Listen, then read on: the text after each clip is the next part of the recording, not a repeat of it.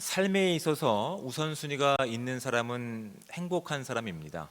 우선순위가 있다라고 한다는 말은 적어도 삶에 있어서 분명한 방향성이 있는 것이고, 삶에 있어서 다른 시간 낭비를 하지 않기 때문에 삶에 있어서 우선순위가 있는 사람은 행복한 사람이다라고 제가 청년들한테는 자주 이야기합니다.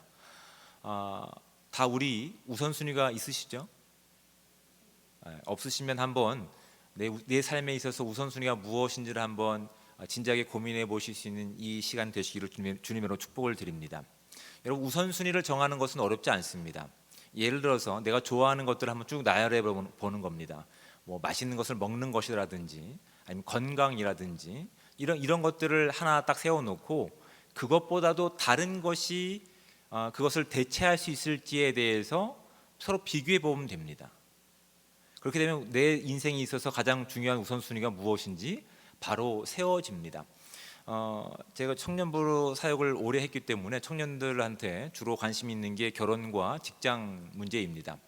청년들에게 결혼 생활을 할 때 있어서 우선순위를 한번 세워보라라고 제가 많이 주문을 합니다. 우선순위가 뭐야? 배우자를 위해서 기도할 때 있어서 우선순위가 뭐야? 라고 제가 자주 질문을 합니다. 그러면 이제 아이들이 이것저것 얘기합니다. 뭐 키는 어떻게 되고, 뭐 이렇게 뭐 눈은 어떻게 해야 되고, 쌍꺼풀은 있어야 되고 없어야 되고, 뭐 이런 저런 조건들을 많이 얘기합니다. 그럼 제가 중간에 툭 끼어들어서 이렇게 얘기합니다. 그러면 하나님을 사랑하는 건 어때? 그렇게 얘기합니다. 하나님을 사랑하는 건 당연한 것 아닙니까, 목사님? 그래서 그거는 굳이 우선순위에 넣지 않아도 됩니다라고 이야기를 할 때 저는 단호하게 얘기합니다. 그것도 우선순위 안에 넣어야 돼. 그것도 우선순위 안에 넣고 정말 중요한 우선순위가 무엇인지를 한번 비교해서 해봐라고 제가 독려를 합니다. 그런 관점에서 한번 정리를 해볼까요? 하나님을 사랑하는 것 가장 우선순위라고 한다면 여러분, 연봉이 2천만 원이라도 만족하시겠습니까? 벌써 당황하시지 않습니까? 이게 정리가 안 된 것들이거든요. 하나님을 가장 사랑하는 것이고 그것이 우선순위라고 얘기했지만, 하나님을 사랑하는 것보단 연봉 2천만 원이 우선순위에서 밀리기 시작하는 거예요. 키 180도 마찬가지입니다. 키 180은 좀 넘어야 되지 않겠습니까? 하나님을 사랑하는 것보다 당황하기 시작합니다. 쌍꺼풀이 없는 것, 자기가 좋아하는 성향들, 이런 것들을 언급할 때 있어서 어느새 하나님을 사랑하는 것, 하나님을 믿고 순종하는 것이 가장 중요한 부분이기 때문에 그건 전제로 깔고 갑니다 라고 이야기했던 아이들이 어느새 하나님을 사랑하고 하나님께 예배하는 삶이 우선순위에서 7순위로 밀려있거나 10순위로 밀려있는 것들을 바라보게 됩니다. 얼마나 안타까운 인생인지는 모르겠습니다. 그런데 여러분, 단순히 이 문제는 청년들만의 문제도 아니고 저와 여러분들의 문제이기도 합니다. 그리고 오늘 본문 가운데 등장하고 있는 사람들이 보인 반응에서도 그렇게 드러나고 있습니다. 40절 말씀을 우리 다시 한번 볼까요? 예수께서 돌아오심에 무리가 환영하니 이는 다 기다렸음이로라 라고 얘기합니다. 여러분, 이 말을 통해서 확인하는 것은 무엇입니까? 사람들 가운데서 표면적으로 예수님이 삶의 우선순위였을까요? 아니었을까요? 우선순위였습니다. 다 기다리고 있었어요. 왜냐하면 예수님을 통해서 질병이 치유받고, 또한 배고픈 것들이 회복되고, 또한 억눌렸던 것 가운데서 예수님께서 가르치시는 하나님의 말씀이 너무나 진리였기 때문에 유대인들의 딱딱한 가르침들이 우리 예수 그리스도의 가르침마다 마저 못했기 때문에 예수님을 환영하고 있었어요. 그래서 이들이 보이는 외형적인 내용 가운데서는 예수님을 1순위로 삼고 있던 내용 가운데 있다고요. 그런데 여러분, 이들이 보이고 있는 외적인 우선순위 가운데서 이것이 끝까지 유지되었을까요?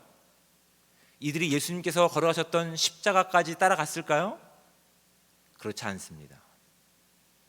지금 보기에는 예수님에 대한 우선순위가 분명한 것 같은데, 그들은 예수님을 이용하려고 했었지만 그들의 인생 가운데 예수님께 순종하는 삶이, 예수님의 제자의 삶이 우선순위가 아니었습니다. 예수님을 통해서 예수님이 통치하시는 그 나라에서 오른쪽과 왼쪽에 앉기를 그들은 기대하고 있었어요. 예수님을 따라다니면서 병이 치유되는 것들을 구경하고, 또한 여러 가지 자연 만물이 복종되는 것 가운데 즐거움과 또한 기쁨을 누리고 있었지만 예수 그리스도의 제자로 순종하고 따라가는 문제에 대해서는 그들은 동의하지 않고 있었다는 사실을 이제 우리는 복음서를 읽어가는 과정 가운데서 확인하는 내용들이라고요.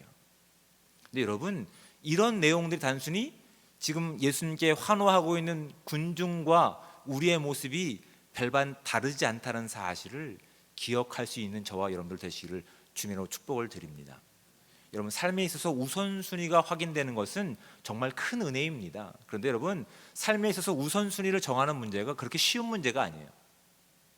오히려 삶에 있어서 우선순위를 정하는 문제 가운데 하나님께서는 때로 우리가 그 우선순위에 분명한 기준을 세울 수 있도록 우리가 어려운 상황 가운데 우리를 방치하는 것 같은 우리의 그런 어떤 뭐랄까요? 그런 외로움을 느낄 때가 있는 것 같아요. 그런데 여러분, 그런 외로움과 삶의 고단함과 삶의 역경이 있다 하더라도 그 순간 가운데서 우리가 우리의 인생 가운데 우선순위가 바로 세워진다고 한다면 여러분, 그 인생은 억울한 인생이 아닐 줄 믿습니다. 그 인생은 그 상황을 통해서, 그 환경을 통해서 정말 내 인생의 중요한 것이 무엇인지를 발견할 수 있는 기회와 은혜의 시간임을 믿고 나갈 수 있는 저와 여러분들 되시기를 주님으로 축복을 드립니다. 단순히 우리 인생 가운데서 놓여 있는 어려움의 순간을 가지고 그냥 그것을 원망하는 것이 아니라 오히려 그 어려운 환경을 통해서, 그 어려운 순간들을 통해서 내 인생 가운데 우선순위가 바로 세워진다고 한다면, 그것이 예수 그리스도라고 한다고 한다면 여러분, 우리는 바른 인생과 바른 예수 그리스도의 제자로서 삶을 살아갈 수 있다는 사실을 기억할 수 있는 저와 여러분들 되시길 바랍니다.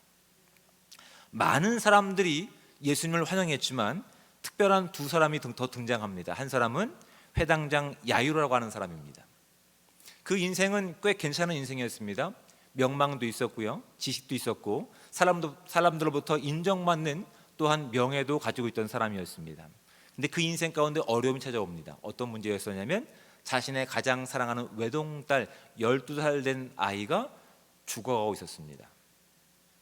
인생의 어려운 고비를 그가 직면하게 된 겁니다.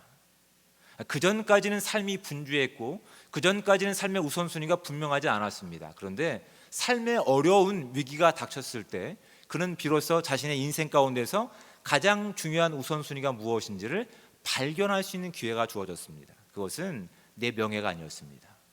내 자존심이 아니었습니다. 내 생명이 아니었습니다. 내가 목숨보다도 더 아끼는 내 사랑하는 외동딸의 생명의 보존이었습니다. 그 문제를 해결하기 위해서 어떻게 하냐면, 나름대로 이 회당장이라는 사람은 나이가 많고 명예가 있고 지위가 있는 사람이었습니다. 단순히 유대 당국자들뿐만 아니라 로마에도 좋은 관계를 맺고 있던 사람이었습니다. 그런데 자신이 가장 사랑하는 것이 무엇인지 발견되었고 그것을 얻기 위해서 지금 누구에게 무릎을 꿇어야 되냐면 그냥 젊은 순회 설교자였던 예수님 앞에 나가서 무릎을 꿇을 수밖에 없는 겁니다. 자신의 위신이, 자신의 명예가, 자신이 이뤘던 그 모든 것들이 일순간에 사라질 수도 있는 위기 가운데 나왔지만 그 한 사람은 자신의 인생에 있어서 가장 소중한 것이 분명했기 때문에 이 나머지 것들을 다 버릴 수 있는 용기가, 그 믿음이 그의 발걸음을 예수님 앞으로 이끌었다는 사실이 오늘 본문이 우리가 주목해 봐야 될 아주 중요한 부분이라고요. 여러분, 예수 그리스도의 제자로서 예수 그리스도의 자녀된 삶을 살고 있는 저와 여러분의 인생 가운데서 무엇이 가장 중요한 우선순위입니까? 그것을 위해서 여러분 지금 가지고 있었던 평생 그것을 유지하기 위해서 노력했던 그것마저도 버릴 수 있고 포기할 수 있는 믿음이 저와 여러분 가운데 있는지를 지금 말씀 앞에 우리가 진지하게 점검해 보셔야 됩니다. 그렇지 않다면 우리는 예수 그리스도 이름 가운데 환호할 수는 있습니다. 환영할 수는 있습니다. 하지만 예수 그리스도와 걸어가신 그 길을 따라가는 제자가 아니라 군중이 될 뿐임을 우리는 말씀을 통해서 진지하게 고민해 보셔야 됩니다. 예수 그리스도를 통해서 얻게 되는 이익 가운데는 환영하고 있지만 예수 그리스도를 통해서 손해볼 일 가운데서는 과감하게 등을 돌리는 군중이 아닌지는 진작에 고민해 보셔야 됩니다. 예수님께서는 오히려 가장 중요한 것이 무엇인지 발견한 이 회당장 야이로를 통해서, 또한 한 여인을 통해서 이 땅을 살아가는 모든 사람들 가운데서 정말 우리의 인생 가운데 중요한 것이 무엇인지를 그들로 인해서 알게 하시는 목적들이 여기 있었습니다. 그래서 많은 사람들이 환영했지만 거기에 반응을 보이신 것이 아니라 오히려 인생 가운데서 가장 중요한 것 가운데, 하지만 그 한계를 벗어나지 못하고 있는 회당장 야이로와 한 여인을 통해서 더 이상 그 상황 가운데 움츠러져 있는 것이 아니라, 그 상황에 묶여 있는 것이 아니라, 그 상황에서도 구원하실 수 있는 예수 그리스도를 온전히 믿고 그 삶을 따라오기를 주님께서 기뻐하고 계시는 거라고요. 그래서 자신의 모든 경력을 단절당할 불안감에 있는 회당장 야이로 가운데서 그 불안함을 아셨던 주님께서는 그 요청 가운데 거부하지 않으시고 요청 가운데 응해 가시는 과정 가운데 있습니다. 그런데 그 과정 가운데서 지금 누가 등장하냐면 42절 말씀을 보십시오. 43절 말씀을 보겠습니다. 이에 12해를 혈류증으로 앓는 중에 아무에게도 고침을 받지 못한 여자가 예수의 뒤로 와서 그의 옷가에 손을 대니 혈류증이 즉시 그쳤더라라고 되어 있습니다. 지금 예수님께서는 이 회당장 야이로 지금 위기와 또한 여러 가지 불안 가운데 있는 그 요청 가운데 뭐 두려움과 또한 어떤 그 어려움의 그런 어떤 그 부분에서 구원하실 뿐만 아니라 진정한 이 땅 가운데서 구원을 주시기 위해서 가는 과정 가운데서 12해를 혈류증으로 앓는 여인을 만나는 이 시간 가운데 있는 겁니다. 근데 여러분 한번 상식적으로 생각해 보시기 바랍니다. 이 회당장 야이로의 입장에서 지금 자신의 가장 사랑하는, 자신의 삶의 우선순위가 되었던 사랑하는 외동딸이 지금 죽어가는 시간 가운데 있습니다. 총각을 다투고 있습니다. 총각을 다투는 시간 가운데서 한 여인이 끼어들어와서 예수님께서 걸어가시는 그 길을 지금 지책해 만들고 있습니다. 속으로 화가 났을까요? 났지 않았을까요? 화가 났을 겁니다.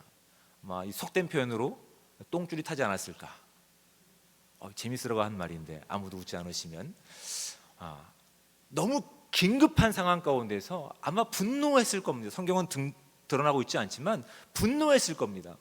아니 저 따위 여인이, 나 나름대로 회장장인데, 나름대로 내가 지금 모든 체면과 나의 경력을 다 버려서 지금 모든 자존심을 꺾고 예수님 앞에 무릎을 꿇고 겨우 얻어낸 기회인데 이 시간이 이렇게 지나버리면 내가 원하는 바가 이루어지지 않으면 어떡하지 하고 하는 두려움이 회당장 야이로에게 있었을 겁니다. 그런데 여러분, 그 두려움은 회당장뿐만 아니라 지금 예수님께 나와서 옷가에 손을 댄 여인에게도 동일하게 있었습니다.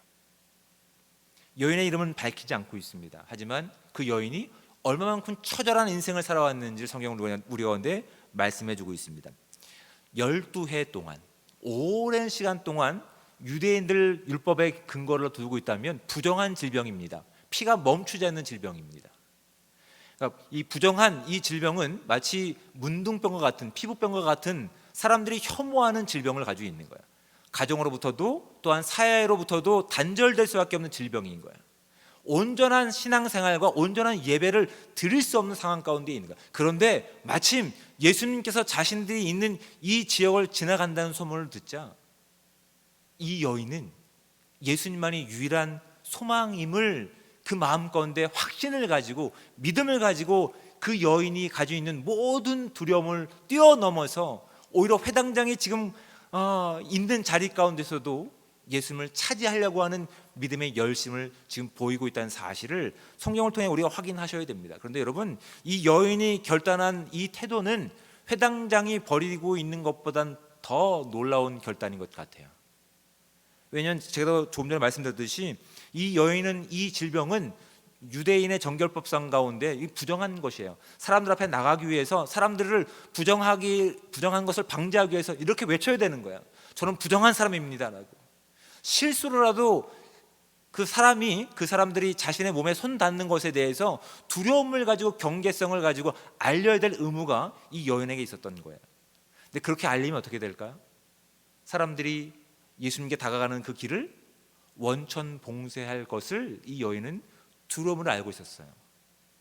나의 유일한 기회가 예수님을 만나는 것인데, 아니 예수님을 만나서 그분께 요청 드릴 만한 나에게 실력과 자격도 없기 때문에 그냥 옷 자락만이라도 만지면 내 병이 낫겠다고 하는 믿음 가운데서 예수님께서 내가 예수님의 이름을 부르면 거절당할 것에 대한 두려움이 있음에도 불구하고 세상 사람들 가운데서 나는 부정한 사람입니다 라고 얘기했을 때 사람들의 거절과 그런 묘멸감 가운데 쳐다보는 그 시선이 두려움에도 불구하고 그 모든 두려움을 뚫고서 그 여인은 예수님을 향해서 그 간절한 손을 뻗은 것 가운데 있었다고요.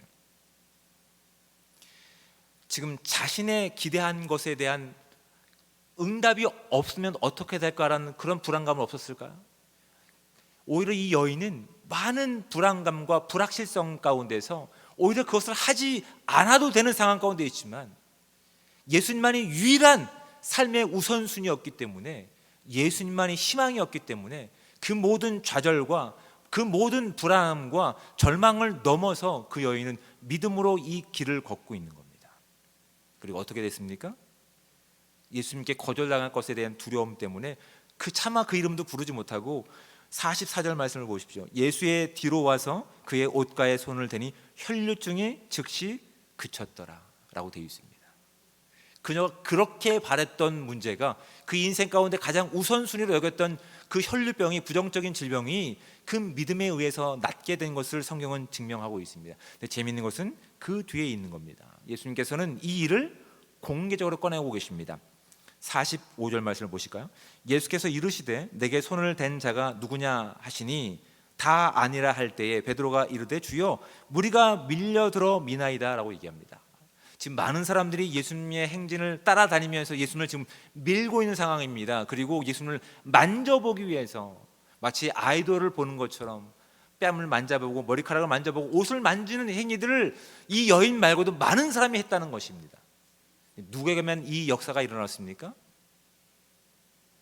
오직 예수 그리스도만이 나의 유일한 소망이시며 구원이십니다라고 믿고 있는 여인에게만 이 능력이 나타났다는 사실이 본문이 우리 가운데 정확하게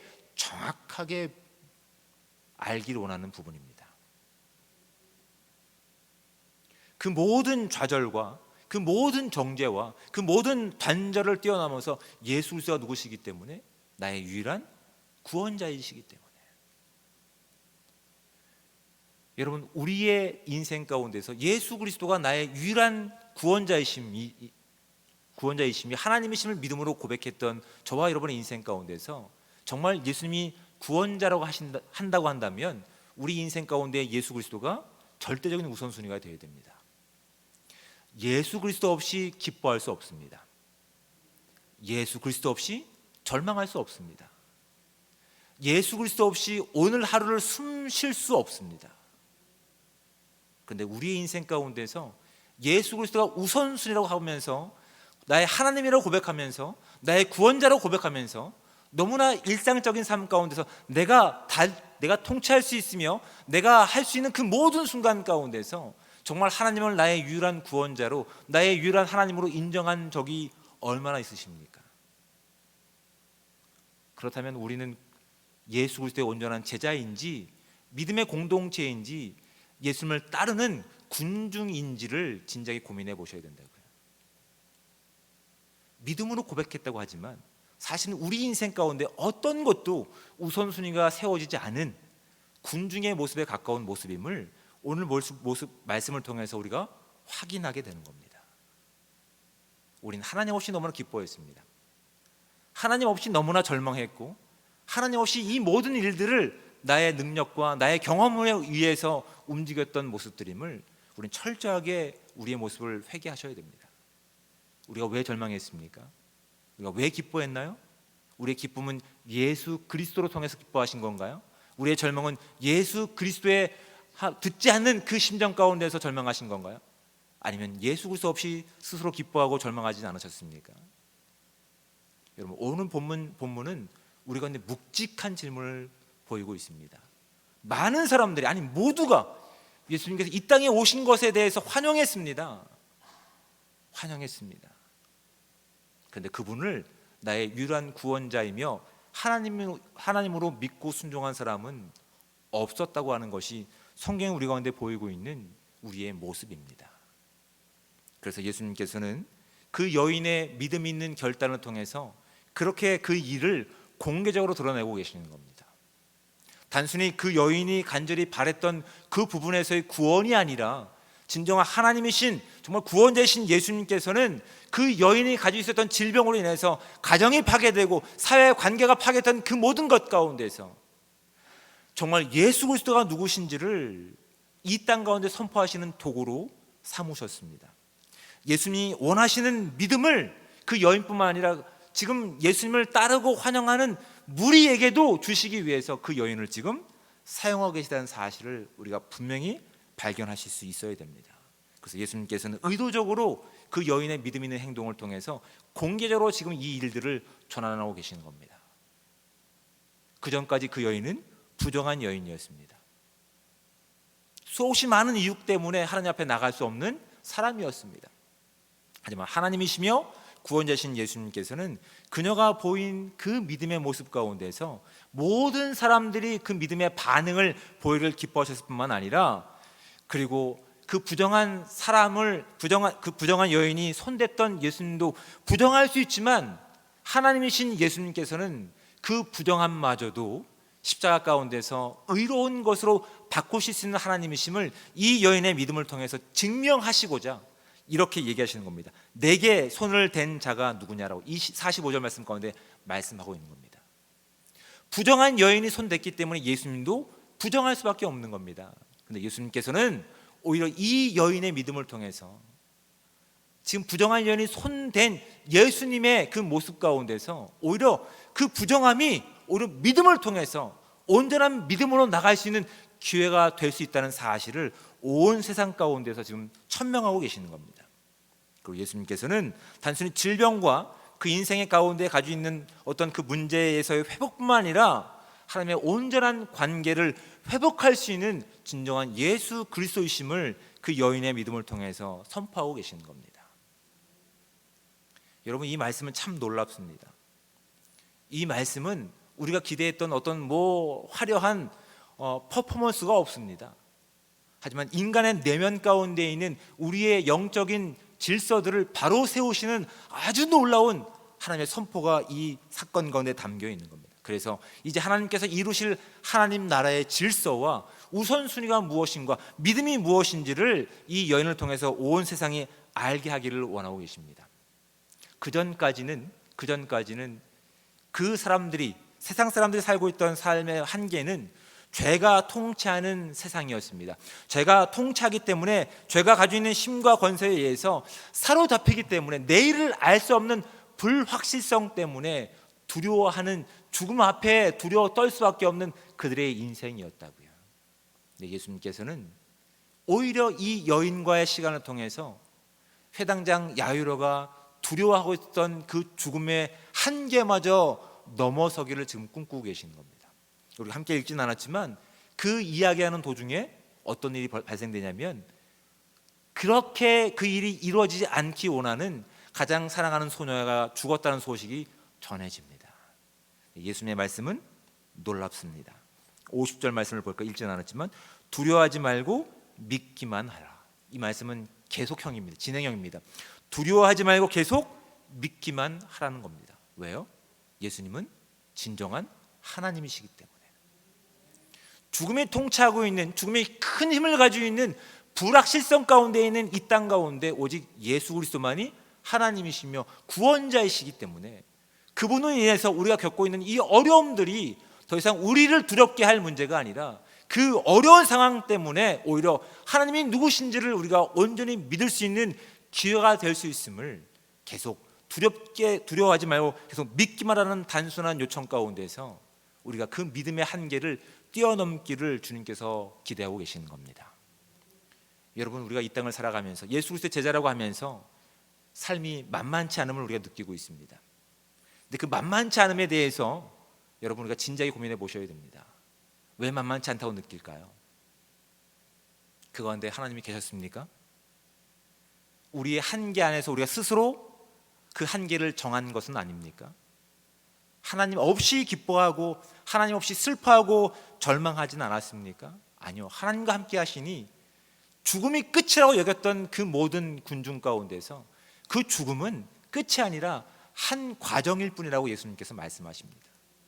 그 죽음이 우리를 어떻게 통치하는 것이 아니라, 불확실성이 우리를 좌지우지하는 것이 아니라, 이 땅에 기초를 세우시고 오늘도 일하시는 하나님께서 온전히 하나님께 온전한 우리의 믿음을 두고 그분과 함께 기뻐하고 함께 슬퍼하며 그 마음으로 그 믿음을 살아갈 때, 우리가 우리 인생 가운데 더 이상 우리가 살아가는, 우리가 만들어가는 세상의 모습이 아니라 하나님이 시작하신 하나님의 나라의 능력을 살아갈 수 있는 존재임을 우리 가운데 보여주시며 그 믿음의 반응을 보이기를 주님께서 지금 기뻐하고 계십니다.